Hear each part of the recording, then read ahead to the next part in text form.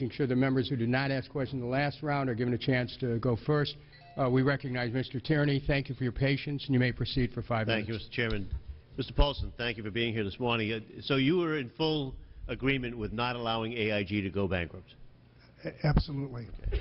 So I think back home people don't know where to give the credit for this, so I want to make sure we give credit where credit's due if that was a good decision. People see Mr. Geithner now as treasurer, and I think that the decisions were all made by him when he was treasurer. In fact, these were decisions made in 2008. You were President Bush's Secretary of the Treasury, correct?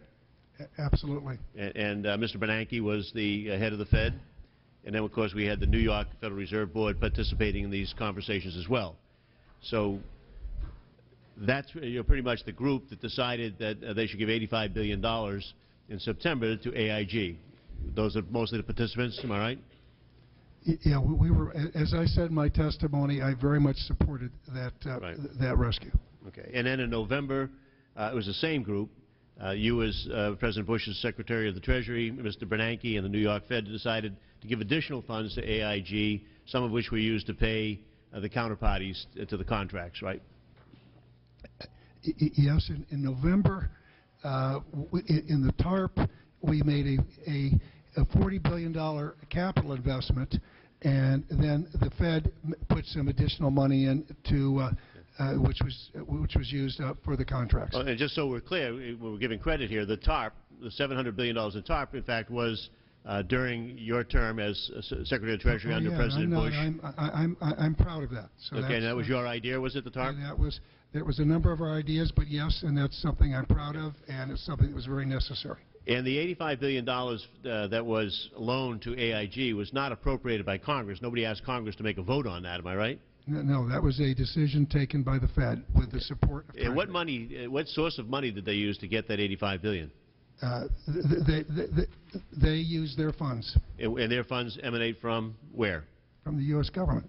Well, were they fees from other banks? Were they come from your Treasury? Where did they come? They come from the Fed. Obviously, can print money.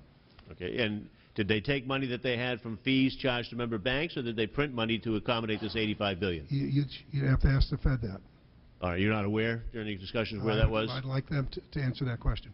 Well, you may not like to answer the question, sir, but if you know the information, I'm asking you to share with us what is your best understanding of where that money came from. My best understanding is all dollars are green, so those are ultimately taxpayer dollars, and that was why... We're painfully aware that they're taxpayer dollars, sir. That was why the Treasury was supportive, and we were very supportive of that transaction. Okay. We all understand that the full faith and promise comes to the government on that. The taxpayer dollars were painfully aware, but I'm asking you whether, since they didn't come to Congress for an appropriation, whether the $85 billion came from fees charged to member banks, was newly printed money, or some combination of the both.